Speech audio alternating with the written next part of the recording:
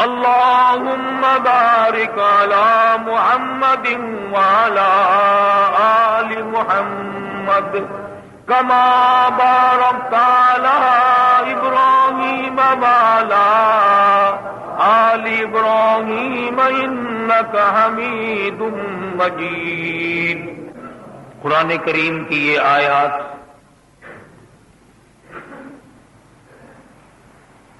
سورہ توبہ 11ویں سپارے کی چند آیات ہیں۔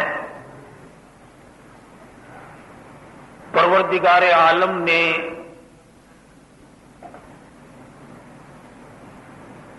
دین کی جڑ جو چیز تھی، بنیاد اور اصول بنی دین کی، وہ دو چیزوں سے عبارت ہے۔ دین اور اسلام اور ایمان کی بنیاد دو چیزوں پر ہے، ایک اللہ کا قرآن ہے اور ایک نبی کا فرمان ہے۔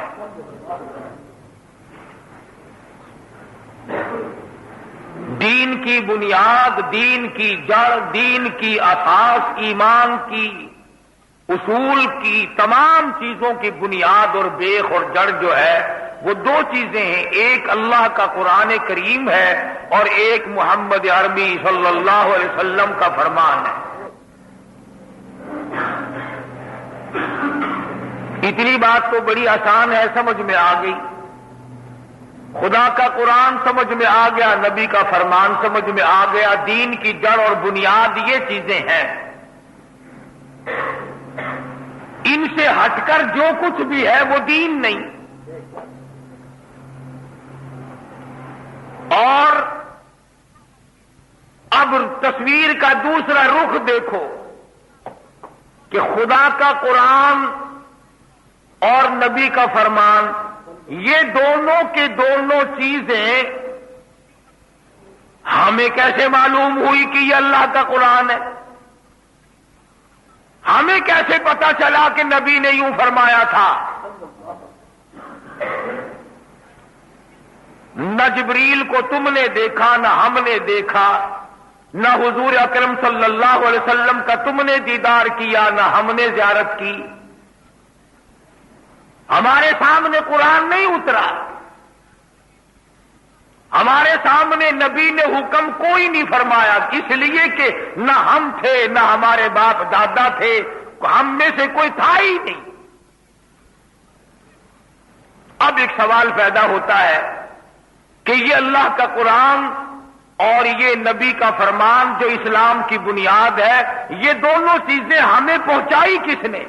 بادشاہوں نے نہیں، وزیروں نے نہیں، سفیروں نے نہیں، امیروں نے نہیں، دولت مندوں نے نہیں، قانون دانوں نے نہیں، ججوں نے نہیں، بلکہ مدنی کریم صلی اللہ علیہ وسلم کے یاروں نے پہنچائی۔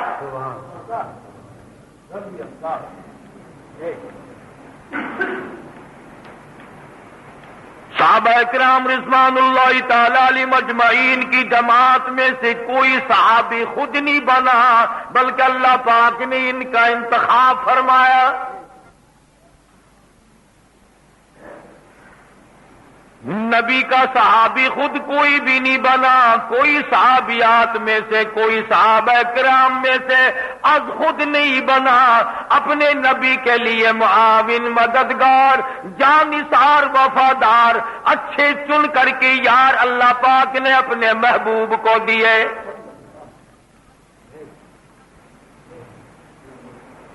گویا صحابہ کرام اسلام کی بنیاد ٹھہرے، صحابہ کرام قرآن کی بنیاد ٹھہرے، انہوں نے مدنی کریم صلی اللہ تعالی علیہ وسلم سے قرآن سیکھا، انہوں نے نبی کریم صلی اللہ علیہ وسلم سے حدیث پاک سیکھی، حضور کے اقوال دیکھے، اعمال دیکھے، افعال دیکھے، ان کو نقل کر دیا۔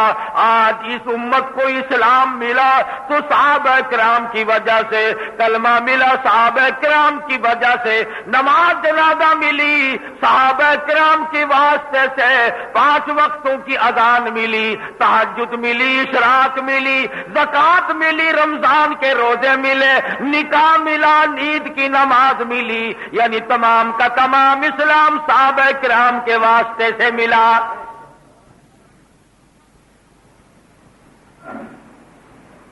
اب اگر ہم میں سے کوئی صحابہ کرام کا اعتبار نہیں کرتا، مدنی کریم صلی اللہ علیہ وسلم کے یاروں کا اعتبار نہیں کرتا، اس کا کلمہ صحیح نہیں، اس کا قرآن صحیح نہیں، اس کا رمضان صحیح نہیں، اس کا نکاح صحیح نہیں، اس کی شادی صحیح نہیں، اس کی نماز جنازہ صحیح نہیں، اس لیے صحابہ کرام پہ لازمی یقین کرنا پڑے گا۔ پھر صحابہ کرام میں سے عجب انداز کے لوگ اللہ پاک نے بنائے، وہ جانثار بھی تھے، وہ وفادار بھی تھے، وہ سچے عاشق بھی تھے۔ ایک صحابی مدنی کریم صلی اللہ علیہ وسلم کی خدمت میں دیہات کے رہنے والا جٹ آدمی ہے، دیہات کا باشندہ عربی ہے، حضور کی خدمت میں سونے کی انگوٹھی پہن کر آ گیا، سونے کی مندری پہن کر آ گیا۔ آپ نے یوں سمجھ کر دیہات کا باشندہ ہے، غریب کو مسئلے کا پتہ نہیں، غریب کو میرے حکموں کا پتہ نہیں چلا، ہاتھ پکڑا اور سونے کی انگوٹھی نکال کر پھینک دی اور فرمایا تجھے علم ہونا چاہیے، سونا مردوں کے لیے پہننا حرام ہے۔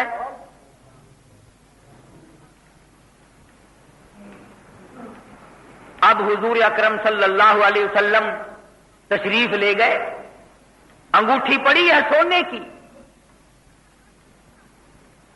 دھیان کرنا، صحابہ کرام کافی سارے دیکھ رہے تھے، قریب آئے اور فرمانے لگے کہ اٹھا لے، بیٹی کو دے دینا پہننا جائز ہے، بیوی کو دے دینا، بہن کو دے دینا، گھر میں دے دینا، عورتوں کے لیے سونا پہننا جائز ہے، اٹھا لے، بیچ کر پیسے بنا لے، کپڑا خرید لے اور کھانے پینے کا سامان لے لینا، یہ انگوٹھی اپنی اٹھا لے، آخر 2-4 ماسے کی ہوگی، کسی نہ کسی وزن کی بھی ہوگی، اور غربت کا زمانہ ہے، ضرورت کا زمانہ ہے۔ تمام صحابہ کہتے ہیں اٹھا لے، پر وہ نوجوان کہنے لگا قیامت آ سکتی ہے، میں اس سونے کی انگوٹھی کو نہیں اٹھاؤں گا۔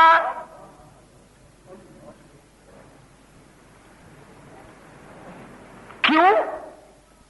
کہتا ہے جس سونے کو میرے آقا نے پھینک دیا میں اٹھا لوں، میری غلامی کس کام کی؟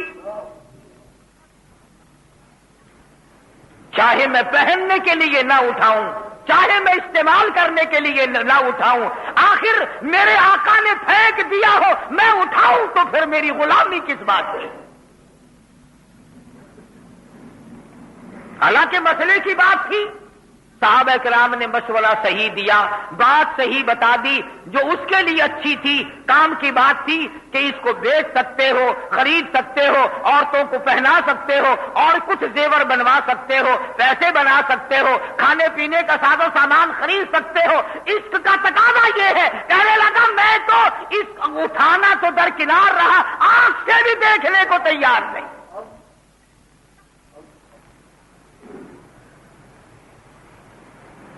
یہی وجہ جو لوگ عاشق ہوا کرتے ہیں وہ عمل کرتے ہیں سیدھا سیدھا، انہی کو کہتا جنہوں کا عشق صادق ہے وہ کب فریاد کرتے ہیں، جنہوں کا عشق صادق ہے وہ کب فریاد کرتے ہیں، لبوں پہ مہر خاموشی دلوں میں یاد کرتے ہیں، لبوں پہ نعرے نہیں لگاتے پھرتے، شور نہیں مچاتے پھرتے، ہنگامہ نہیں کرتے پھرتے، لیکن دل جلے ہوئے رہتے ہیں،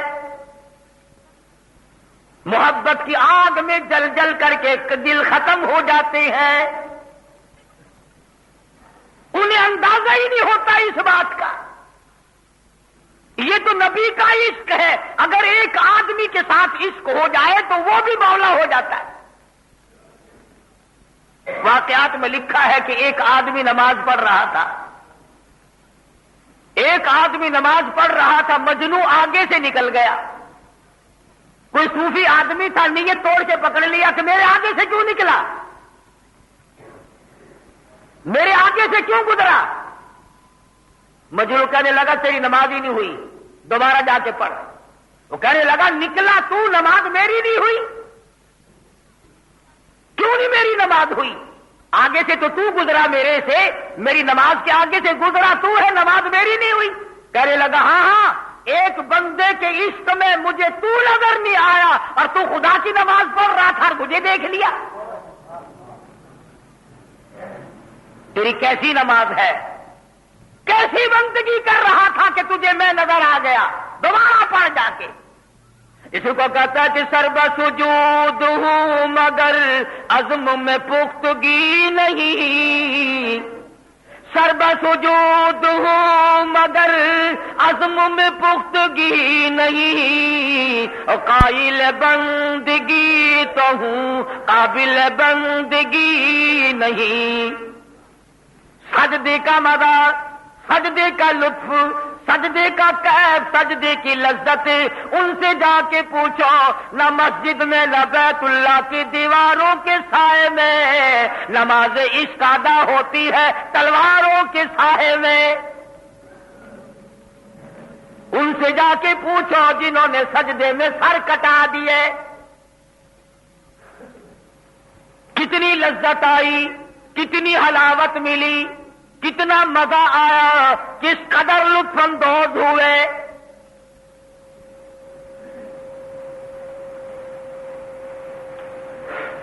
مجنوں کو کسی نے دیکھا زمین میں بیٹھا ہوا لکیریں نکال رہا ہے, انگلی سے کچھ لکھتا ہے, پھر لکھتا ہے, پھر لکھتا ہے, جنگل میں بیٹھا ہے. کسی نے پوچھ لیا کیا لکھ رہا ہے؟ کہنے لگا گفت نقش نام لیلا میرا کم, گفت نقش نام لیلا میرا کم, خاطر خود را تسلی میں دہم. کسی کا نام لکھ لکھ کر دیکھتا ہوں, دل کو تسلی دے لیتا ہوں. عشق گویا ایسی چیز ہے, اس کے نام لکھن, جس سے عشق ہو جائے, جس سے محبت ہو جائے, اس کا نام لکھنے میں بھی مزہ آتا ہے, زبان پر نام لینے میں بھی مزہ آتا ہے, کانوں سے سننے میں بھی مزہ آتا ہے. یہ تمام کے تمام مدارج عشق صحابہ کرام نے سارے طے کر دیے.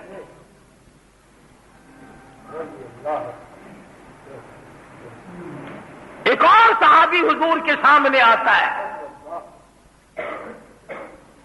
سرخ رنگ کے کپڑے پہنے ہوئے, اور آ کر کے سلام کیا ہے. آپ نے یہ بھی نہیں فرمایا کہ جائز نہیں, حرام ہے, ناجائز ہے تیرے لیے. آپ نے اس کے سلام کا جواب نہ دیا. بس صحابی کا دم نکلنے کو ہو گیا, میں مارا گیا, میں ہلاک ہو گیا, میری زندگی تلخ ہو گئی. کالی کملی والے صلی اللہ علیہ وسلم نے میرے سلام کا جواب نہ دیا. صحابہ کرام سے پوچھنے لگا, دوستو بتاؤ کیا گناہ ہوا مجھ سے, کیا جرم ہوا مجھ سے, کیا خطا ہوئی مجھ سے, مجھے پتہ نہیں چلا کہ حضور مجھ سے ناراض کیوں ہوئے صلی اللہ علیہ وسلم. صحابہ کرام فرمانے لگے, یہ جس رنگ کے کپڑے تو پہن کر آیا حضور کو پسند نہیں. سرخ رنگ کے کپڑے مدنی کریم صلی اللہ علیہ وسلم کو پسند نہیں, مرد کے لیے منع فرمایا.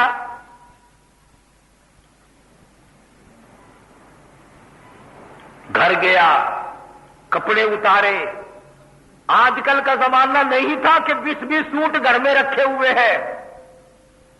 غربت کا زمانہ ہے, افلاس کا زمانہ ہے, تنگ دستی کا زمانہ ہے, مصیبت کا زمانہ ہے. اسلام غریب لوگوں میں ہے, غربت اسلام میں موجود ہے. صحابہ کرام ایک ایک کپڑے میں, اور تو اور کیا عرض کروں, نبی کی بیٹی کو کفن کی جگہ صرف ایک چادر ملی. سیدنا امیر حمزہ رضی اللہ تعالیٰ عنہ جیسے سید الشہداء جلیل القدر صحابی کو ایک چادر ملی. کپڑے کی فراوانی کا حال یہ ہے، سیدہ عائشہ صدیقہ رضی اللہ تعالیٰ عنہا فرماتی ہے شہنشاہ کائنات کے جن کپڑوں میں وفات ہوئی، دو جہان کے سردار کی جن کپڑوں میں وفات ہوئی 11 پیول تھے۔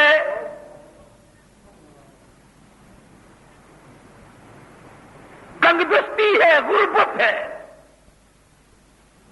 صحابہ کرام کہتے ہیں ہم نے مدنی کریم صلی اللہ علیہ وسلم کے لباس میں دھاگا نہ ہونے کی وجہ سے، دھاگا نہ ملنے کی وجہ سے آپ کے کرتے مبارک میں کئی جگہ ہم نے کانٹے چبھے ہوئے دیکھے۔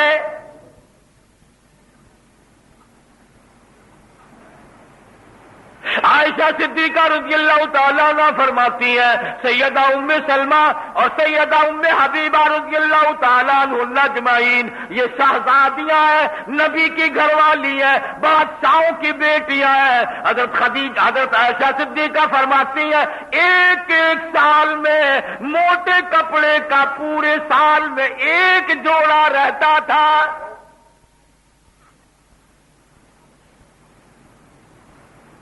ہماری ماں کہتی ہے حضور اکرم صلی اللہ علیہ وسلم کا بستر مبارک جو تھا ٹاٹ کا بنا ہوا تھا، آدھا نیچے بچھا دیا جاتا تھا، آدھا اوپر اوڑا جاتا تھا۔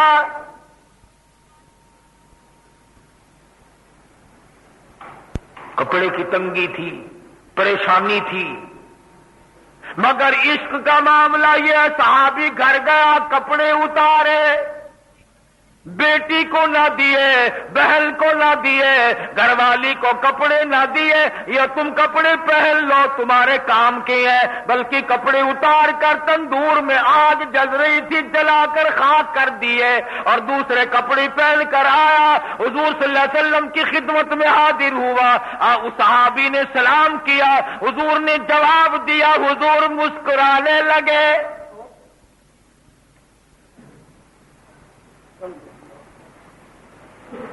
کتنا ادب ہے صحابہ کرام میں۔ آج تو لوگ بولتے نہیں تھکتے، ایک عالم کی خدمت میں، ایک مفتی کے پاس، ایک ولی کے پاس بیٹھ کر زبان نہیں لوگوں کی رہتی۔ صحابی نے جا کر یہ بھی عرض نہ کیا یا رسول اللہ وہ کپڑے میں نے جلا دیا، اب تو راضی ہو جاؤ۔ اب خود حضور صلی اللہ علیہ وسلم نے پوچھا ہے، اور میں یہ کہتا ہوں ابداً پوچھا، حضور کو پتا تھا یہ دیوانے ہیں، یہ پروانے ہیں۔ اور میں ان کپڑوں کا کیا کیا؟ وہ جو سرخ رنگ کے کپڑے تھے ان کو کیا کیا؟ جب حضور نے پوچھا تو کہنے لگا یا رسول اللہ میں نے تو وہ جلا دیے، میں نے تو وہ کپڑے آگ میں جلا دیے۔ بات اگلی ہے سننے کی۔ فرمایا غربت تنگ دستی عورتوں کے مطلب کے تھے، کسی عورت کو گھر میں دے دیا ہوتا ان کے کام آ جاتے، وہ کپڑے ان کے لیے تو جائز تھے۔ صحابی کہتا ہے او میرے آقا جن کپڑوں کو دیکھ کر آپ نے منہ پھیر لیا ہو، چہرہ انور پھیر لیا ہو، جن کپڑوں کو دیکھ کر آپ ناراض ہو گئے ہو، رب ذوالجلال کی قسم میرے پاس وہ آنکھیں نہیں ان کپڑوں کو دوبارہ دیکھوں۔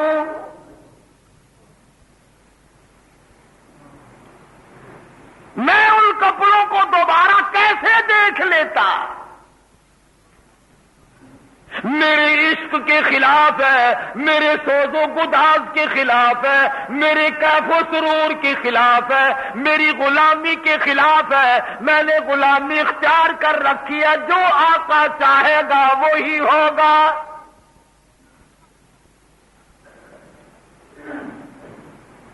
حضور اکرم صلی اللہ علیہ وسلم سفر میں تشریف لے جا رہے ہیں، قافلہ چل رہا ہے، راستے میں شام ہوئی، نماز کا وقت قریب آیا، بستی کے بچے بھی قافلے کو دیکھ کر آ گئے۔ بستی کافروں کی ہے، گاؤں کافروں کا ہے۔ حضور صلی اللہ علیہ وسلم نے صحابی کو حکم دیا اذان پڑھ، نماز پڑھیں گے اذان دے۔ اذان دینے لگا۔ بچوں کی عادت ہوتی ہے نقل کرنے کی، بچوں کی عادت ہوتی ہے نقل کرنے کی۔ ابو محذورہ ایک لڑکا ہے، کئی لڑکے اور بھی ہیں، یہ تھوڑا سا بڑا ہے ان میں۔ ادھر صحابی کہنے لگا اللہ اکبر اللہ اکبر۔ اس لڑکے نے بھی یوں ہی کانوں میں انگلی دے کر قبلے کی طرف منہ کر کے، اور اس نے بھی یوں ہی کہا اللہ اکبر اللہ اکبر۔ حالانکہ اس کا عقیدہ نہیں، ابھی کافر ہے، کافر کا بیٹا ہے، مگر یوں ہی شرارتن کھیل کود کے بیچ میں یہ بات بھی چلو آ گئی۔ عموماً بچوں کی عادت نقل کرنے کی ہوتی ہے۔ جب صحابی نے کہا اشہدو اللہ الہ الا اللہ، ابو محذورہ لڑکا تھا، کہنے لگا اشہدو اللہ الہ الا اللہ۔ ادھر صحابی نے کہا اشہدو ان محمد رسول اللہ، ادھر اس لڑکے نے بھی نقل پوری کی۔ نہ تو اس کا ارادہ ایمان لانے کا ہے، نہ اس کی نیت میں اسلام ہے، نہ ایمان ہے، وہ اس نے تو ایک تماشا بنایا ہوا، کھیل بنایا ہوا ہے، کبھی اذان سنی نہیں، دیکھی نہیں، وہ حیران ہے کہ یہ کیا کر رہا ہے۔ چنانچہ بچہ بھی کانوں میں انگلی دے کر شروع ہو گیا۔ جب اذان ختم ہوئی تو حضور صلی اللہ علیہ وسلم نے فرمایا اس لڑکے کو پکڑ کے یہاں لاؤ۔ صحابہ کرام نے اسے جا پکڑا۔ اب وہ دوڑتا تو دوڑ سکتا تھا، مگر جانتا تھا یہ بڑے بڑے آدمی ہیں، مجھے بھاگے ہوئے کو یہ جانے تو دیں گے نہیں، مسافر ہیں، کوئی قافلہ ہے، چلو مجھے کون سے یہ ماریں گے۔ صحابہ کرام پکڑ کر ابو محذورہ بچے کو، لڑکے کو حضور اکرم صلی اللہ علیہ وسلم کی خدمت میں لے آئے صحابی، اور آپ نے فرمایا کیا کہہ رہا تھا تو؟ کیا نقل کر رہا تھا؟ اگر آج ہم اپنے بچوں کو اذان نماز کی تعلیم دیں، تربیت کریں، کوشش کریں تو کچھ تو دل پہ بات اثر کرے گی۔ اور جب تم اپنے بچوں کو اور بچیوں کو کنجریوں کے بدماش عورتوں کے گانے سناؤ گے تو ان کے دلوں پہ بدماشی پڑے گی، نیکی نہیں پڑے گی۔ قصور ہمارا ہے، نسل کا نہیں۔ اگر ہم سیدھے ہو جائیں تو نسل بھی سیدھی ہو سکتی ہے۔ ہم بڑے سیدھے ہونے کو تیار نہیں۔ ہزاروں راستے نکال رکھے ان بڑوں نے۔ 60 سال کی عمر ہوگی، 70 سال کی عمر ہوگی، آج تک قبر کی تیاری کا فکر نہیں۔ کبھی دماغ میں یہ بات بھول سے بھی نہیں ٹکرائی، تیری تیاری ہے، تو قبر کے کنارے پہنچا ہوا ہے۔ سوچ تک نہیں یہ بات۔ اسی کو مجذوب کہتا چند روزہ ہے یہ دنیا کی بہار، چند روزہ ہے یہ دنیا کی بہار، دل لگا غافل اس سے زینہار۔ ہوشیار اے محو غفلت ہوشیار، کیا یہی ہے زندگانی کا شعار؟ یوں ہی کیا کرتے ہیں آدمی۔ تو ابو محذورہ جو بعد میں صحابی بنا، حضور اکرم صلی اللہ علیہ وسلم کے پاس بیٹھا ہے، اور آپ صلی اللہ علیہ وسلم نے فرمایا کیا کہہ رہا تھا، ذرا مجھے بھی سنا۔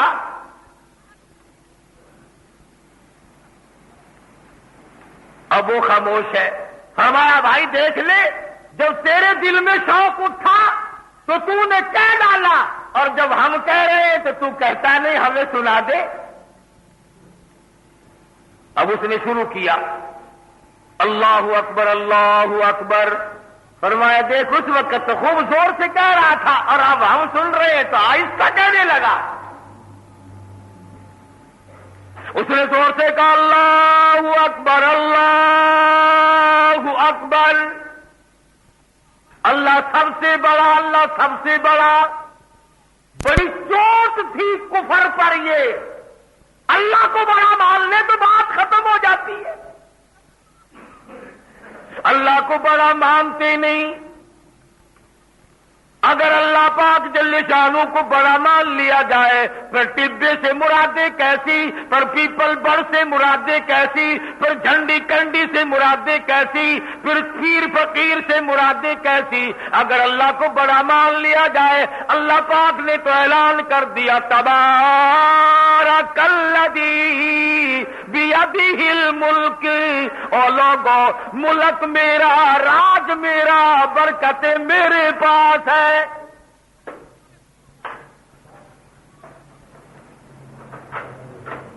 ابو محذورہ کہنے لگا اللہ اکبر. اور ایک اور بات عرض کر دوں، صحابی نے اس دن جو اذان شروع کی تھی جو ابو محذورہ نے سنی، گواہی دیتا ہوں عرب کا بچہ تھا، عربی کا بچہ تھا، جانتا تھا اشہدو کے معنی کیا ہے، لا الہ الا اللہ کا معنی کیا ہے. آہستہ آہستہ کہنے لگا. حضور نے فرمایا نہیں بھائی مزہ نہیں آ رہا، اسی طرح سے کہہ جیسے اس وقت کہہ رہا تھا. اور اگلی بات تو اور زیادہ خطرناک تھی. جھگڑا ہی یہ تھا اشہد ان محمد رسول اللہ جب کہنے لگا تو اس نے اور زبان نیچے کو دبائی. حضور صلی اللہ علیہ وسلم نے فرمایا نہیں بھائی ذرا اونچی، جس طرح سے اس وقت تم نے کہا تھا یوں ہی کہہ کے سناؤ. اور یوں لکھا علماء کرام نے، وہ اذان کے کلمے دوہرا رہا تھا اور رحمت والا ہاتھ کالی کملی والے کا سر پہ رکھا ہوا تھا.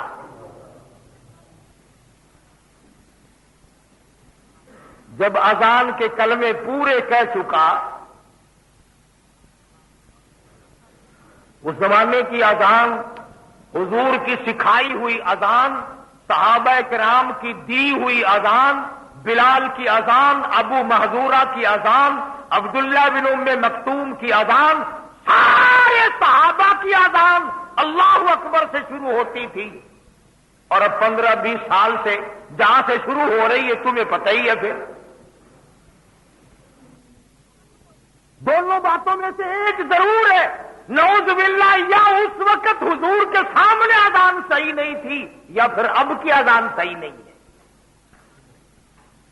دونوں باتیں نہیں ہو سکتی. جب تک لاؤڈ اسپیکر نہیں لگے تھے اس وقت تک کہاں تھا یہ اذان سے پہلے کا سلام. اور آج ابھی جس دن بجلی نہیں ہوتی اس دن سلام کدھر جاتا ہے.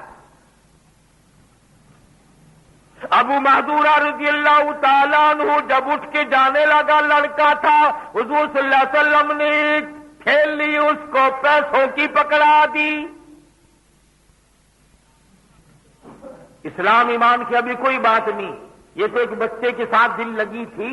بچے سے حضور صلی اللہ علیہ وسلم نے کہلوایا، یعنی ثابت یہ ہوا کہ حضور اکرم صلی اللہ علیہ وسلم بچوں کو کوشش کرتے تھے کہ اذان سیکھ جائیں. ابھی ایمان اور اسلام کی کوئی بات نہیں. امی جان، ایک قافلہ آیا تھا، ان میں سے کانوں میں انگلی دی اور اس نے یہ کلمے کہے، پھر میں نے نقل کر دی. پھر ان کا ایک سردار تھا، اس نے مجھے پکڑوا کے اپنے پاس بٹھا لیا. پھر اس نے مجھے یہ کلمے کہلوائے. جب میں نے یہ کلمے پورے کر دیے تو اس نے مجھے یہ پیسے دے دیے. اب اماں کافرہ تھی، مشرکہ تھی، کہنے لگی بیٹا یہ لفظ ہمارے کہنے سے نہیں ہے. اشہد ان لا الہ الا اللہ ہم کیوں کہیں، ہم تو اوروں کو بھی مانتے ہیں نا. اشہد ان محمد رسول اللہ ہم نہیں مانتے، تم نے کیوں کہا؟ علماء کرام نے لکھا کتابوں میں موجود ہے، وہ پیسوں کی تھیلی اپنی ماں کو پکڑا دی اور جا کے مدنی کریم صلی اللہ علیہ وسلم کی خدمت میں پھر حاضر ہو گیا، عرض کرنے لگا یا رسول اللہ اس وقت تو کلمے آپ نے کہلوائے تھے، میں نے کہے تھے، اب میں آپ کے سامنے دل کا ارادہ لے کے آیا ہوں، میری ماں کی میں نہیں مانتا، میری ماں کا عقیدہ غلط ہے، میرے باپ کا عقیدہ غلط ہے، میرے خاندان کا عقیدہ غلط ہے، اور کالی کملی والے ہیں، مجھے کلمہ پڑھاؤ۔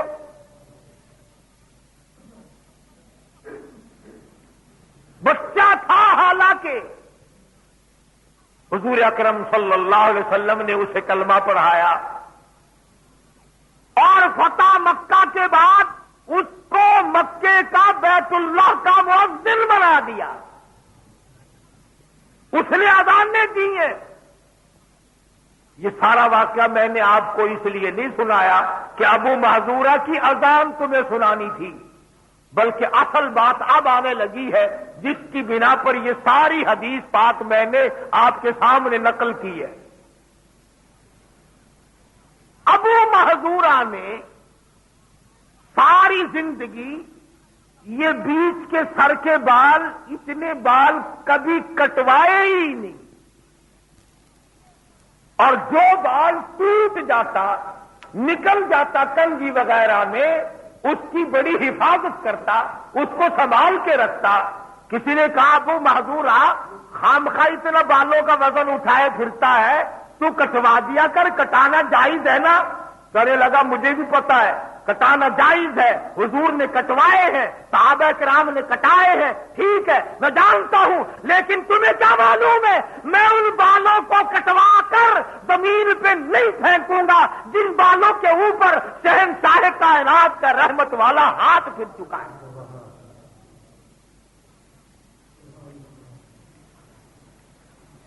پوچھا گیا تیرے سر پہ کب ہاتھ پھیرا تھا؟ فرمایا جب مجھ سے وہ کلمے کہلوائے اذان کے، اس وقت میں زبان سے کہہ رہا تھا اللہ اکبر اللہ اکبر، اور حضور کا ہاتھ میرے سر پہ رکھا ہوا تھا۔ انہوں نے تو ان بالوں کی بھی حفاظت کی جو حضور صلی اللہ علیہ وسلم کے ہاتھ مبارک کے نیچے آ گئے۔ آج تم اس قرآن کو نہیں مانتے جس قرآن کو نبی پاک صلی اللہ علیہ وسلم نے ساری عمر پڑھا، اللہ سے لے کر تمہیں دیا، اور فرمایا او لوگوں یہ امانت میری تمہارے حوالے ہے، قیامت میں یہ امانت تم سے واپس لے لوں گا۔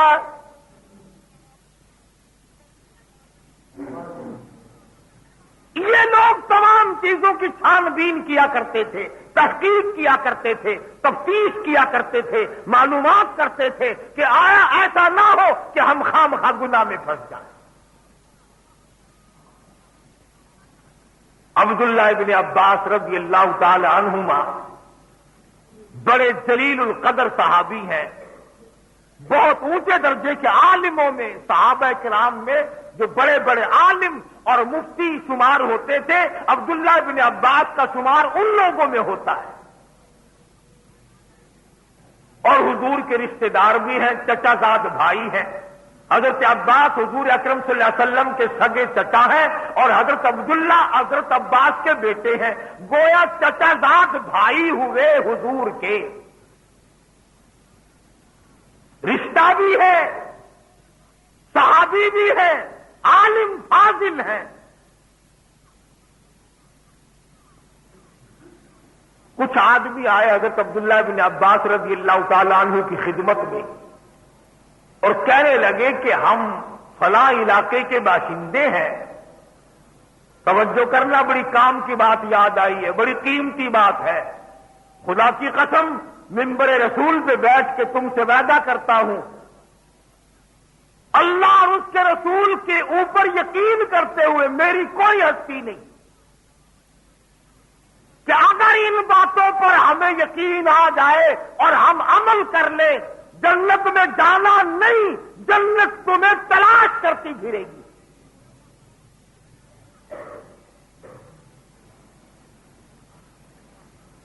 کچھ آدمی آئے، حضرت عبداللہ بن عباس فرماتے ہیں میرے پاس کچھ آدمی آئے کسی علاقے کے تھے اور کہنے لگے آپ بڑے عالم ہیں، فاضل ہیں، اللہ والے ہیں، مفسر ہیں قرآن کے، ایک مسئلہ پوچھنا ہے۔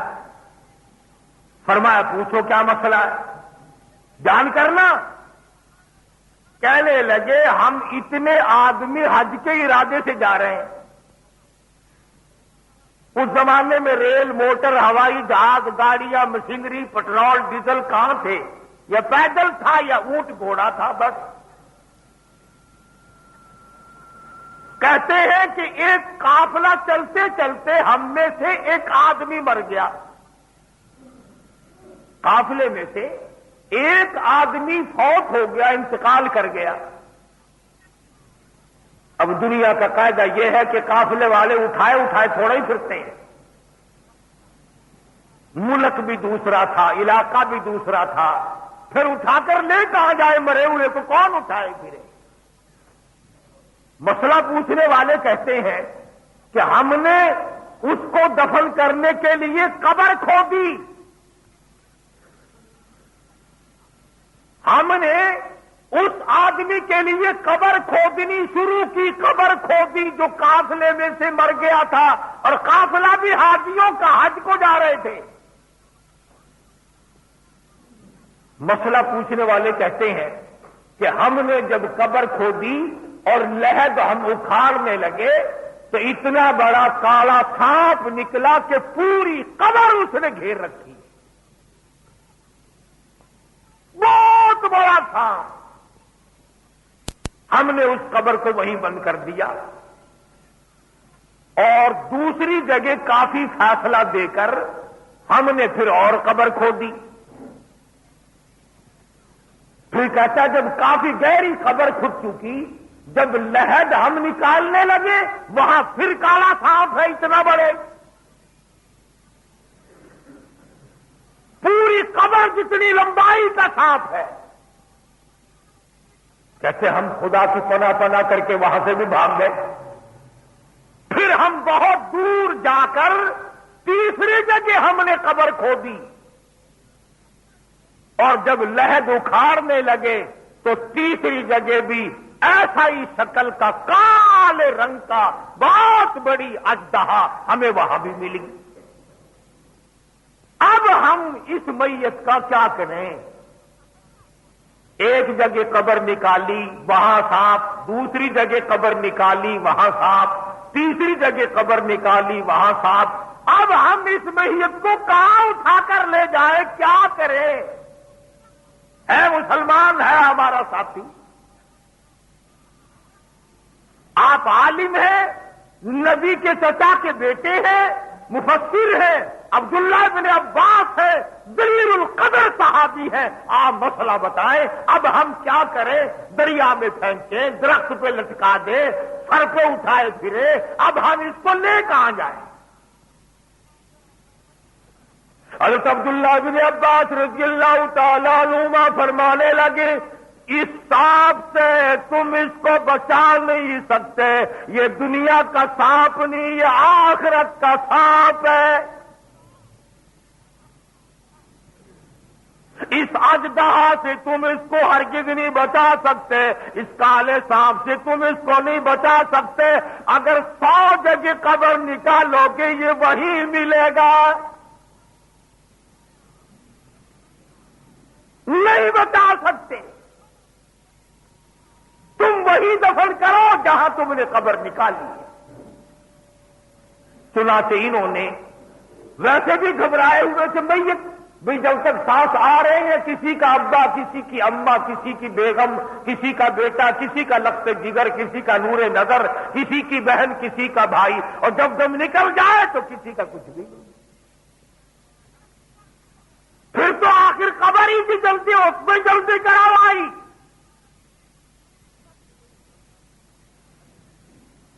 ان حضرات نے اس کو اسی قبر میں دفن کر دیا، اور جب وہ مٹی جو ڈالنی تھی نا تیسری قبر کی، پھر مٹی نکالی تو وہ سانپ پھر بھی آگے ملا ہے،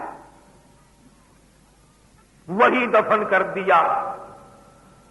اور حضرت عبداللہ بن عباس رضی اللہ تعالی عنہما نے اس قافلے کے لوگوں کو فرمایا کہ کہ یہ کوئی خاص گناہ کرتا تھا، کوئی خاص جرم کرتا تھا، جس کی بنا پر دنیا والوں کو دکھایا جا رہا ہے کہ ایسا گناہ کرو گے تو ہم یوں سزا دیں گے۔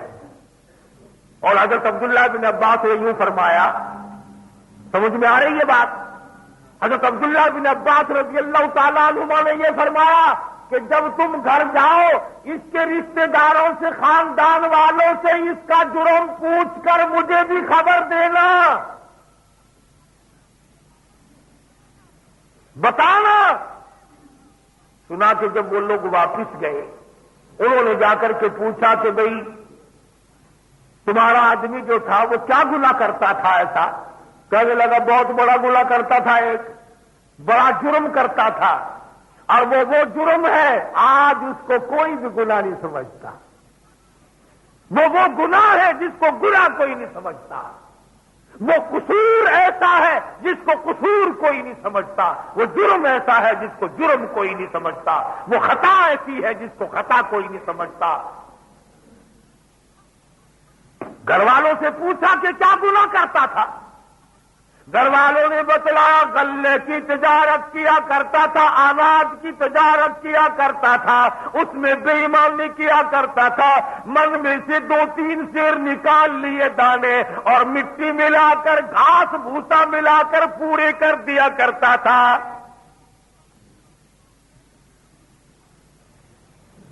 ہم میں سے نہیں کرتے؟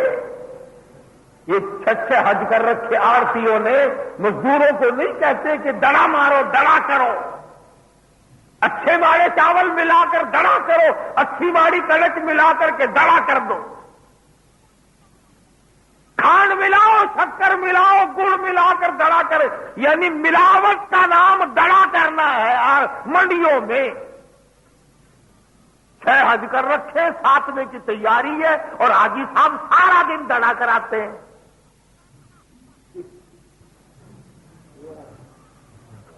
اندازہ لگا کیا بنا تیرے حج کا اور کیا بنا تیری اسلامی چیزوں کا، مگر غم کوئی نہیں، فکر کوئی نہیں، گناہ کوئی نہیں سمجھتا۔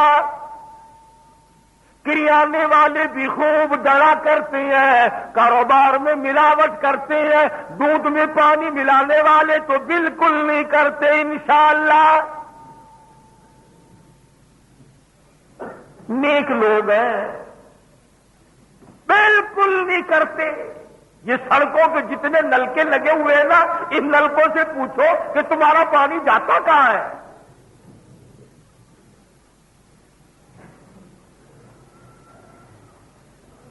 ملاوٹ کرنا، تم ڈاکٹر کو پیسے دے کر کے ملاوٹ کھلا کرتے ہو، ٹریفک والے پولیس والوں کو پیسے دے کر کھلی بے ایمانی کرتے ہو، طرح طرح کے کاروبار کرنے والے ایکسائز والوں کو، انکم ٹیکس والوں کو رشوت دے کر کھلا کرتے ہو۔ آؤ عبداللہ ابن عباس سے جا کے پوچھو، یہاں تو چھوٹ گئے، تم نے جو حقوق العباد کی تباہی کی وہاں نہیں چھوٹو گے۔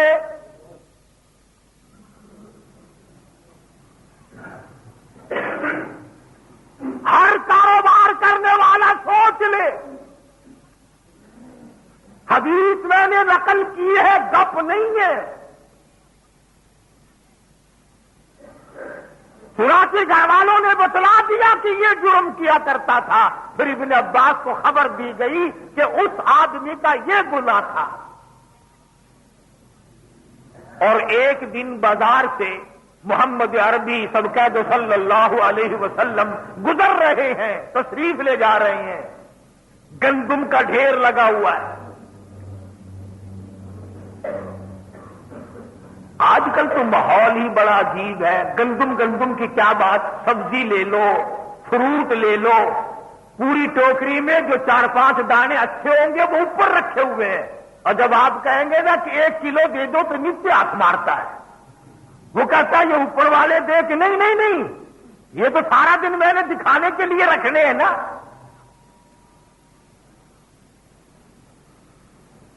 اب ایک سوال پیدا ہوتا ہے کہ جی سارے کر رہے ہیں، بڑا اہم سوال سوال ہے. آپ کے ذہن میں یہ بات اٹھ سکتی ہے, میرے ذہن میں بھی یہ بات اٹھ سکتی ہے کہ جی سارے ہی کر رہے ہیں. غلہ منڈی والے غلے میں کرتے ہیں, سبزی منڈی والے سبزی میں کرتے ہیں, دوسرے کاشتکاری والے اس میں کرتے ہیں, اور آگے چلو مولوی مسلوں میں کرتے ہیں.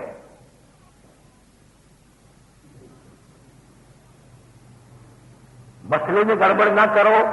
اب سوال یہ پیدا ہوتا ہے کہ جی اگر گڑبڑ نہ کریں تو مال نہیں بکتا, تو مولوی بیچارہ کیا کرے جب تک وہ گڑبڑ نہ کرے, اس کا بھی کام نہیں چلتا. تم قابو آتے ہو ایسے؟ ہزاروں روپیہ شادی پہ خرچ کرتے ہو, رشتے دار کھا گئے, محلہ کھا گیا, برادری کھا گئی, عزیز و اقربا کھا گئے. شام کو جب بالکل کھرچن صاف ہو گئی, برتن ٹینٹ ہاؤس میں واپس پہنچ گئے, بڑے میاں پھر پوچھتے ہیں کیوں بھائی مولوی صاحب آئے تھے؟ کہ نہیں جی یاد ہی نہیں رہے کل لگو ہو. اب بتاؤ یہ مولوی اگر تمہارے مردوں کا کفن نہ اتارے تو اور کیا کرے؟ شادی میں تم اس مولوی کو بھولتے ہو اور کسی کو تو نہ بلایا, ایک ایک کو یاد کرتے ہو. خالہ آئی کہ نہیں, پھوپھی آئی کہ نہیں, ماموں آیا کہ نہیں, چچا آیا کہ نہیں. اس لیے مولوی بھی ملاوٹ کرتا ہے. ایک حدیث پاک سن لو محمد عربی صلی اللہ علیہ وسلم کی. آپ نے فرمایا کہ قیامت کے دن اللہ کی عدالت میں کچھ لوگ آئیں گے جن کے منہ میں آگ کی لگام چڑھی ہوئی ہوگی. پہلے سے آگ کی لگام ان کے منہ میں ڈالی ہوئی ہوگی. صحابہ کرام نے عرض کیا یا رسول اللہ صلی اللہ علیہ وسلم وہ کون لوگ ہوں گے؟ جواب ارشاد فرمایا میری امت کے عالم ہوں گے جو اصل مسئلہ چھپا کر غلط بتایا کرتے تھے. حسد کی بنا پر, بغض کی بنا پر, عداوت کی بنا پر غلط مسئلے بیان کیا کرتے تھے. یہ آج لوگ کیا کہتے ہیں کہ شاہ اسماعیل شہید دہلوی رحمت اللہ علیہ شہید نہیں. رب ذوالجلال کی قسم جاؤ رنجیت سنگھ کی قبر سے جا کے پوچھو, اس کے چھلاوے سے جا کے پوچھو, سکھوں سے جا کے معلومات کرو کہ مسجدوں میں پڑے ہوئے خنزیر کس نے اٹھائے تھے.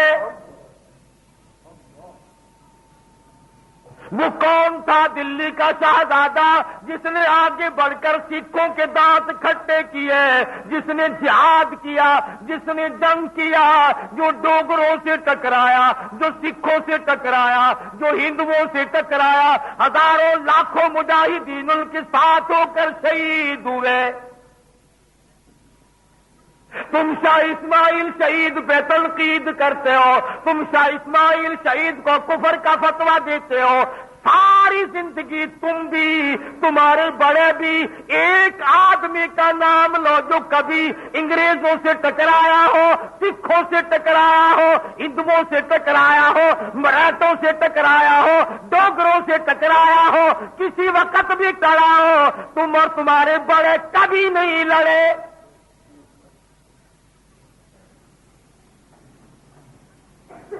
یہ میرے اکابر کو اللہ پاک نے توفیق بخشی ہے. جاؤ ملکہ وکٹوریا سے جا کے پوچھو, لارڈ ماؤنٹ بیٹن سے جا کر کے پوچھو, انگریزوں کی ملک میں جا کر کے فائل معلوم کرو, ان کی اکیڈمیوں میں جا کر دیکھو مولانا حسین احمد مدنی کون تھا, مولانا شیخ الہند کون تھے, مولانا ابوالکلام آزاد کون تھے, مولانا محمد علی جوہر کون تھے, مولانا شوکت علی جوہر کون تھے, وہاں جا کر معلوم کرو.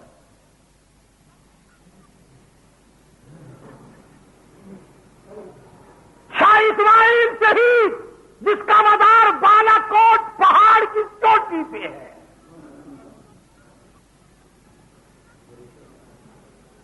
چاروں طرف 4 رنگ کا پودینہ کھڑا ہوا ہے, اور وہ پودینہ الگ الگ رنگ, الگ الگ خوشبو, جب ہوا ٹکراتی ہے خس عطر کی شاہ کی قبر پہ بارش ہوتی ہے.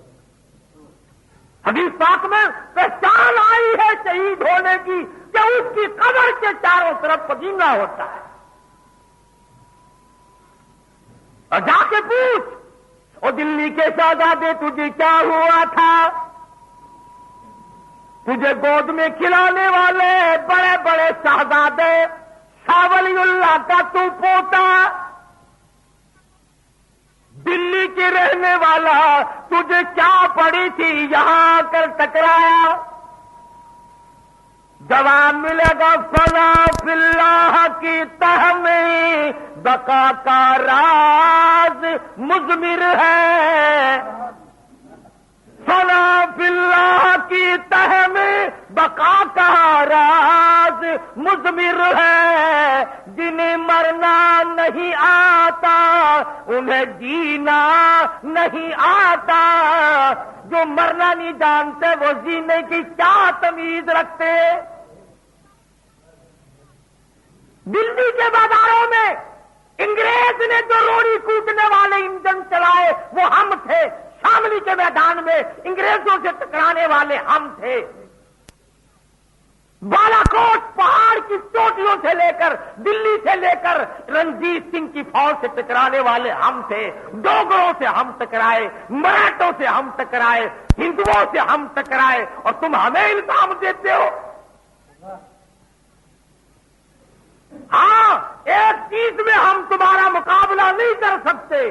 کھیر کھانے میں, حلوہ چاٹنے میں ہم تمہارا مقابلہ نہیں کر سکتے. ہم ہار مانتے ہیں. قرآن نہ تم پڑھ سکتے ہو, نہ بیان کر سکتے ہو, نہ تمہارے مقدر میں ہے. نبی کا فرمان نہ تم پڑھ سکتے ہو, نہ بیان کر سکتے ہو, نہ عمل کر سکتے ہو ہمارے مقابلے میں. جس میدان میں ہم تمہارے مقابلے کے نہیں, ہم تسلیم کرتے ہیں. تم 50 جگہ دعوت کھا سکتے ہو, ہم ایک جگہ بھی بیٹھ کر نہیں کھا سکتے.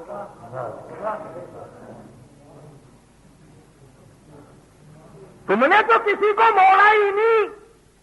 گھوڑے تو چڑھ کر ٹکلے میں جا کر نذرانے وصول کرنے والوں, کبھی سوچا بھی ہے یہ دینے والی کون ہے؟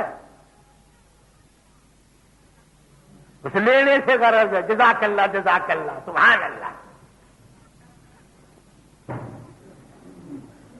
میں غرض کرتا ہوں صحابہ کرام کی واقعات سے قرآن بھرا پڑا ہے. اللہ پاک نے فرما دیا والسابقون الاولون من المہاجرین والانصار. فرمایا پہلے سبقت کرنے والے مہاجرین, انصار, صحابہ کرام. اللہ پاک فرماتے ہیں سنو ان کے بارے میں رضی اللہ عنہم ورضوا عنہ, اور میرا ان کا سودا ہو گیا.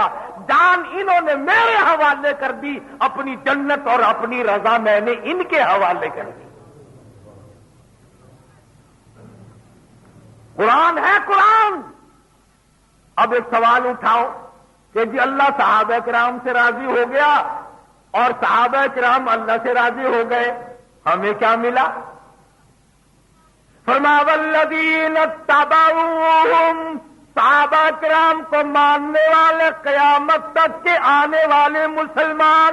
اللہ کہتا میرا سب سے وعدہ ہے وَأَعَدَّ لَهُمْ جَنَّاتٍ تَجْرِي, میں نے تم سب کے لیے جنت تیار کر رکھی ہے. خالدین فیہا ابدا, جو دے کر میں واپس ہرگز نہیں لوں گا.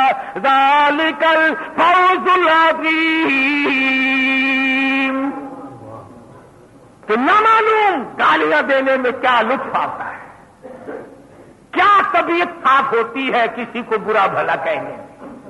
میں عقیدے کی تردید کروں گا, نظریے کی تردید کروں گا, مجھے کیا. ہندو ہے, سکھ ہے, عیسائی ہے, یہودی ہے, کبھی اپنے بڑوں کی برائی نہیں کرتے. سکھوں نے کبھی اپنے گرو کی برائی نہیں کی, ہندوؤں نے کبھی اپنے پنڈتوں کی برائی نہیں کی. تم صحابہ کرام کی برائی کرتے ہو. تم ان اللہ والوں کی برائی کرتے ہو جنہوں نے اسلام کے لیے جنگ کیے، جہاد کیے، ہزاروں میل کے سفر کیے۔ میں پیچھے پیچھے ہو لیا۔ حضرت شاہ صاحب نے چکلے کی طرف، برے بازار کی طرف رخ کیا۔ مولانا عبدالقیوم صاحب لکھتے ہیں ارواح ثلاثہ میں کہ جب وہ بازار قریب آیا تو میں نے راستہ روکا چاندنی چوک دلی میں اور ہاتھ جوڑ دیے، خدا کے لیے شہیدوں کی عزت کو برباد نہ کرو، کہاں چلے ہو؟ مولانا عبدالقیوم کا یہ خیال نہیں تھا کہ یہ برائی کے ارادے سے چلے، جانتے تو تھے کہ چلے کسی کام سے ہے۔ مولانا عبدالقیوم صاحب کہتے ہیں حضرت اگر کسی نے بازار سے گزرتے بھی دیکھ لیا بلا کرے تو جائے گا، ناک کٹ جائے گی۔ خدا کی قسم اس اللہ والے نے جو اس وقت جواب دیا ہے نا، فرمایا مولانا میں نبی کی سنت کو ادا کروں گا، میں تبلیغ کروں گا، میں ان عورتوں کو برائی سے منع کروں گا۔ اگر کالی کملی والے کی سنت کو ادا کرتے ہوئے میری داڑھی پکڑ کر چاندنی چوک میں میرے سر سے جوتے مارے گا، میں جوتے کھاؤں گا۔ ان کا کئی اجلاس تھا، وقوری سینی وہادل اللہ نے 4 قسمیں کھائی ہیں۔ او عورتوں، او خواتین، او بہنوں، لقد خلقنا الانسان فی احسن تقویم، اللہ پاک نے تمہارے یہ خوبصورت چہرے بنائے ہیں، یہ جہنم میں جلیں گے، تمہیں تکلیف ہوگی، ان کی حفاظت کرو، اللہ اللہ کیا کرو، گناہ سے توبہ کر لو۔ ایک تو دکھے ہوئے دل کا اثر تھا، زبان کا اثر تھا، پھر سید تھا، پھر اللہ والا تھا۔ فرماتے ہیں بطینی کی صورت ختم نہیں ہوئی، تمام کی تمام رونے لگی اور کہنے لگی سید صاحب کیا کہتے ہو؟ فرمایا وضو کرو سارے۔ سب کو وضو کرایا، نماز کی نیت کرائی۔ جب وہ سجدے میں گئی، سب سجدے میں گر گیا، الہی سجدے میں لا کر میں نے ڈال دیا ہے، قبول کرنا تیرا کام۔